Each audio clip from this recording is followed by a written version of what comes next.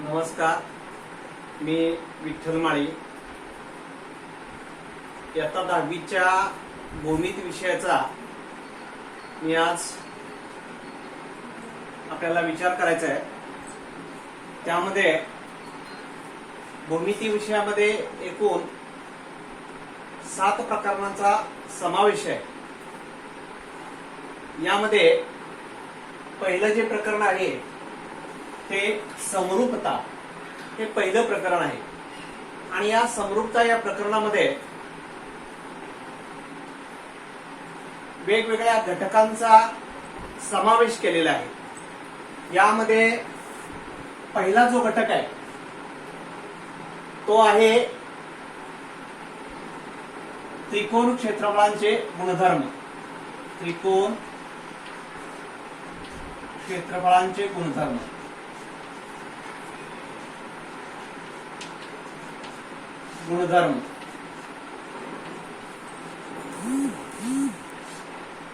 दुसरा त्याच्यामध्ये घटक आहे प्रमाणाचे मूलभूत प्रमेय. प्रमाणाचे मूलभूत प्रमेय.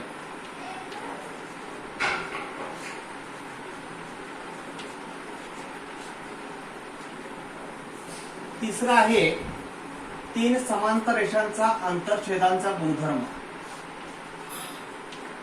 3 समांतर रेषांचा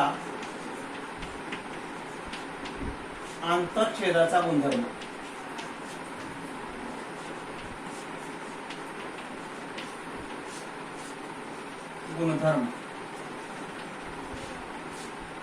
त्यानंतर यामध्ये चौथा घटक येतो त्रिकोणाचा कोन दुभाजकाचा गुणधर्म.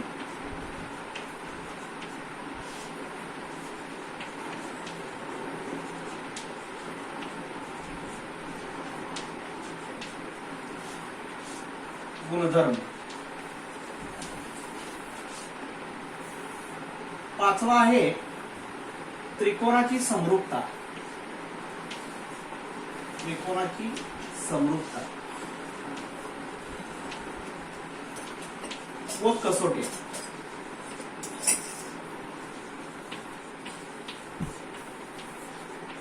आणि यामध्ये 6वा घटक येतोय समरूप त्रिकोणाच्या क्षेत्रफळांचा गुणधर्म. समरूप त्रिकोणांच्या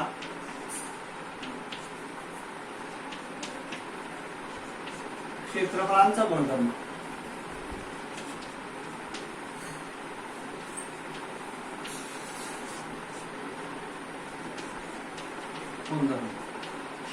अशा 6 घटकांचा आपल्याला या प्रकरणातून अभ्यास करायचा आहे. पुन्हा एकदा तुम्हाला याच्यातले असणारे उपघटक सांगतोय. प्रकरण पहिलं आहे समरूपता.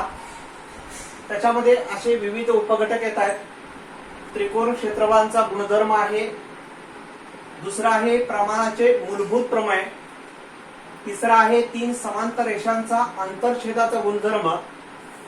चौथा आहे त्रिकोणाचा कोन दुभाजकाचा गुणधर्म. 5वा आहे त्रिकोणाची समरूपता आणि त्या समरूपतेच्या कसोट्या. आणि 6वा घटक येतो त्याच्यामध्ये समरूप त्रिकोणांच्या क्षेत्रफळांचा गुणधर्म. अशा 6 घटकांचा अभ्यास आपणाला या प्रकरणातून करायचा आहे. तर बाळांनो, पहिल्यांदा या प्रकरणामध्ये त्रिकोणाच्या क्षेत्रफळांचा गुणधर्म आपण बघूया. याच्यामध्ये किती गुणधर्म आहेत?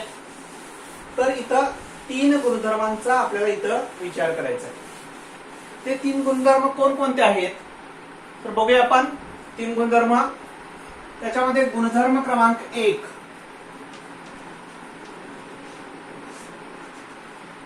गुणधर्म पहिला कोणता गुणधर्म आहे तर 2 त्रिकोणांच्या क्षेत्रफळांचं गुणोत्तर हे त्यांच्या पाया आणि संगत उंची यांच्या गुणाकाराच्या गुणोत्तरा इतके असते.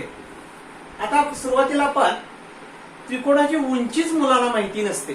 बऱ्याच वेळेला माहिती नसते त्रिकोणाची उंची कशी असते. तर त्रिकोणाचे 3 प्रकार पडतात कोनावरून. त्यामध्ये तुम्हाला सर्वांना माहित आहे, हा आहे लघुकोन त्रिकोण, दुसरा आहे काटकोन त्रिकोण आणि तिसरा आहे तो विशाल कोन त्रिकोण. असे त्रिकोणाचे 3 प्रकार पडतात. उदाहरणार्थ हा एबीसी हा लघुकोन त्रिकोण आहे. पीक्यूआर हा ज्याच्यामध्ये एक कोन 90 अंशाचा असतो त्याला आपण काटकोन त्रिकोण असं म्हणतो. आणि ज्या त्रिकोणामध्ये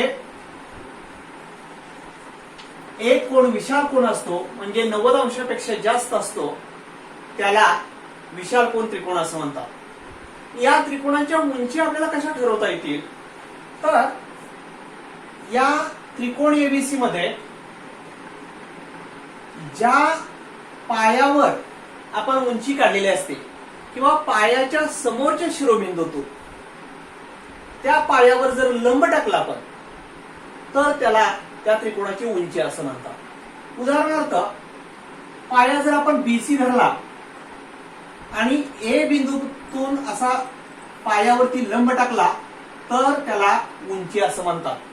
म्हणजे थोडक्यात लघुकोन त्रिकोणाची उंची ही त्रिकोणाच्या आत असते. त्यानंतर हा दुसरा प्रकारचा त्रिकोण आहे तो काटकोन त्रिकोण. काटकोन त्रिकोणामध्ये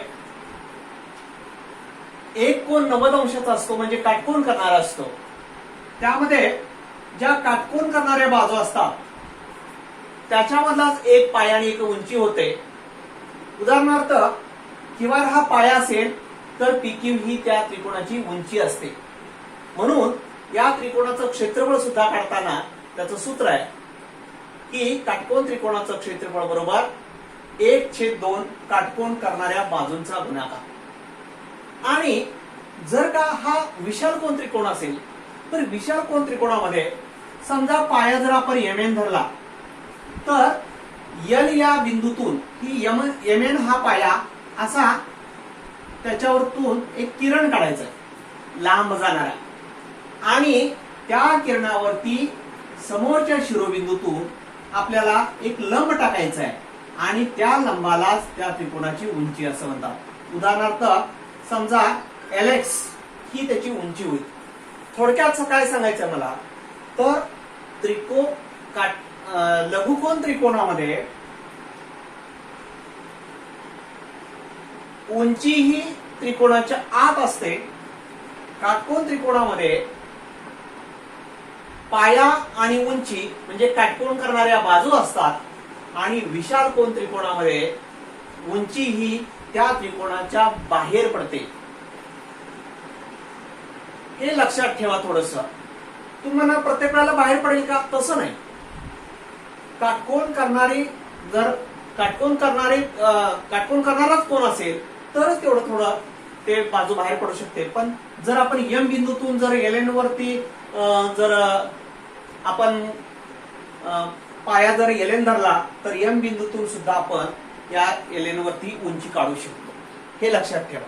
म्हणजे थोडक्यात लक्षात ठेवा, त्रिकोण एबीसी मध्ये बीसी पाया आहे, एडी उंची आहे, क्यूआर पाया आहे, पीक्यू उंची आहे, एमएन पाया आहे, एलएक्स उंची आहे. म्हणजे पाया आणि उंची या 2 बाबी आपल्याला माहित असणं अत्यंत गरजेचं आहे. आता तुम्हाला मला माहित आहे का त्रिकोणाचं क्षेत्रफळाचं सूत्र तुम्हाला माहित आहे का, तर त्रिकोणाच्या क्षेत्रफळाचं सूत्र आहे 1/2 पाया गुणिले उंची. त्रिकोणाचे क्षेत्रफळ 1/2 पाया गुणिले उंची. आता पाया माहित झालाय तुम्हाला, उंची माहित झालेली आहे म्हणजे तुम्हाला पाया लक्षात येतोय, उंची लक्षात येते आणि मग त्या सूत्रामध्ये आपण पाया आणि उंची घालून त्या त्रिकोणाचं क्षेत्रफळ काढू शकतो. त्यावरच आधारित आज आपल्याला त्रिकोण क्षेत्रफळाचे गुणधर्म आपल्याला अभ्यासायचे आहे. त्यामधला पहिला जो गुणधर्म आहे तो असा आहे, उदाहरणार्थ 2 त्रिकोण विचारात घेऊया आपण की ज्याचा पाया पण भिन्न आहे आणि उंची पण भिन्न आहे. अशा 2 त्रिकोणांचा आपण विचार करूया ज्याचा पाया भिन्न, उंची भिन्न. उदाहरणार्थ त्रिकोण एबीसी आहे आणि त्रिकोण पीक्यूआर आहे. हे 2 त्रिकोण विचारात घेतले आपण.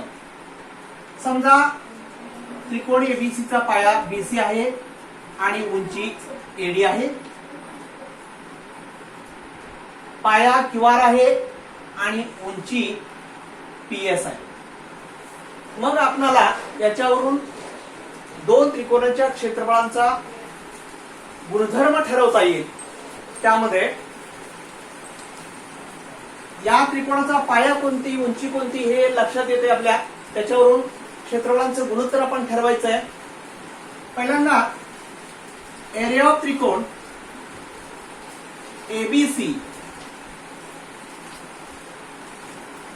च क्षेत्रफळ काढूया. 1/2 पाया आहे त्याचा बीसी आणि उंची आहे एडी. याला आपण समीकरण नंबर 1 म्हणूया. त्यानंतर दुसरा त्रिकोण आहे एरिया ऑफ त्रिकोण पीक्यूआर. या दुसऱ्या त्रिकोणाचं क्षेत्रफळ काढूया. 1/2 त्याचा पाया आहे क्यूआर आणि उंची आहे पीएस. याला समीकरण नंबर 2 म्हणूया. आता आपल्याला काय करायचं आहे, ह्या दोन त्रिकोणांच्या क्षेत्रफळांचं गुणोत्तर काढायचं आहे. म्हणजे काय, समीकरण नंबर 1 ला समीकरण नंबर 2 न आपल्याला भागायचं आहे. बघूया. एरिया ऑफ त्रिकोण एबीसी छेद एरिया ऑफ त्रिकोण पीक्यूआर बरोबर एक लांब अशी रेषा ओढायची आहे. समीकरणाची उजवी बाजू जशीच्या तशी वर लिहायची आहे आणि या दुसऱ्या समीकरणाची उजवी बाजू जशीच्या तशी खाली लिहायची आहे. म्हणजे असं लिहूया आपण 1/2 बीसी गुणिले एडी आणि दुसऱ्याचं लिहूया 1/2 क्यूआर गुणिले पीएस. याच्यामध्ये तुम्हाला लक्षात येत आहे की 1/2 समान आहे, म्हणून ते आपण कॅन्सल करायचं आहे, काढून टाकायचं आहे. मग राहिलेलं काय आहे तेवढं लिहूया आपण. म्हणून प्रत्येक वेळेला म्हणून चिन्ह लिहायचं आहे. एरिया ऑफ त्रिकोण एबीसी छेद एरिया ऑफ त्रिकोण पीक्यूआर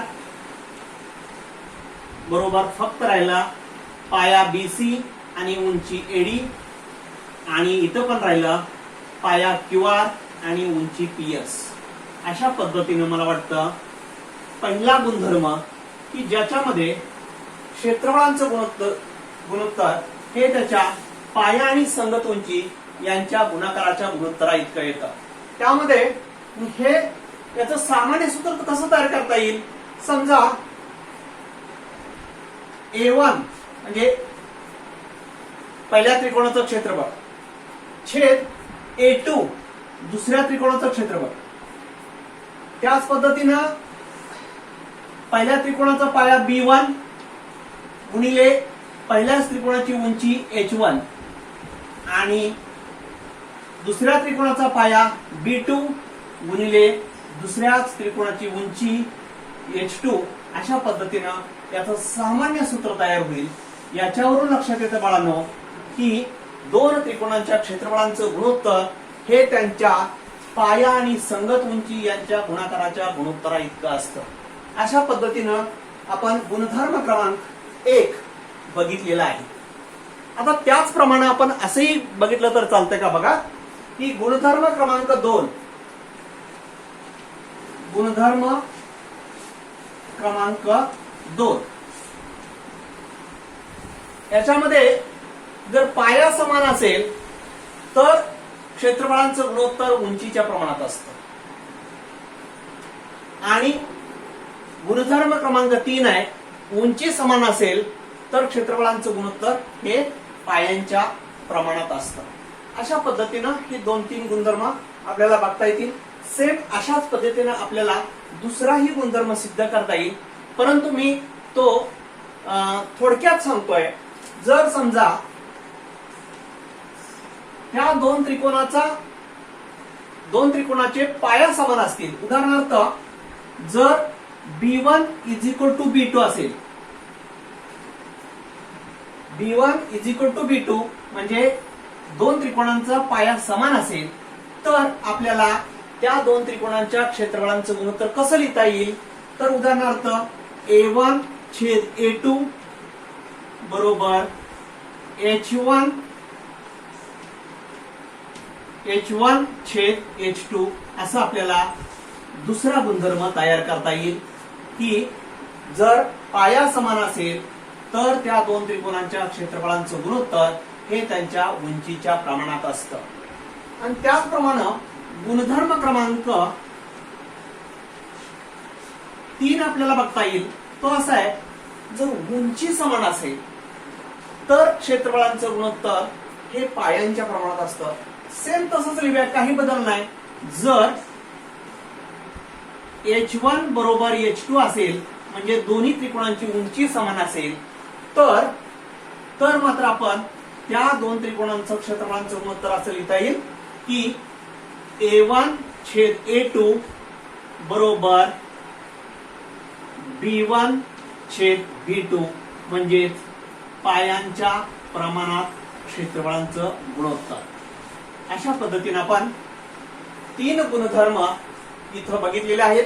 पुन्हा एकदा बाळांनो सांगतोय, त्रिकोण क्षेत्रफळांचे गुणधर्म, त्यातला गुणधर्म क्रमांक 1 हे बघण्या अगोदर आपण त्रिकोणाची उंची कशी ते ठरवलेलं आहे. त्यातला गुणधर्म क्रमांक 1 असा होईल की दोन त्रिकोणांच्या क्षेत्रफळांचं गुणोत्तर हे पाया आणि उंची यांच्या गुणाकाराच्या गुणोत्तरा इतकं असतं. गुणधर्म क्रमांक 2 आहे, जर पाया समान असेल तर क्षेत्रफळांची गुणोत्तर ही उंचीच्या प्रमाणात असतात. आणि तिसरा आहे, उंची समान असेल तर क्षेत्रफळांची गुणोत्तर ही पायांच्या प्रमाणात असतात. आज आपण या त्रिकोणाचे 3 गुणधर्म शिकलोय. तुम्ही व्यवस्थितरित्या आपल्या वहीमध्ये लिहून घ्यायचं आहे. धन्यवाद. आपण इथंच थांबू.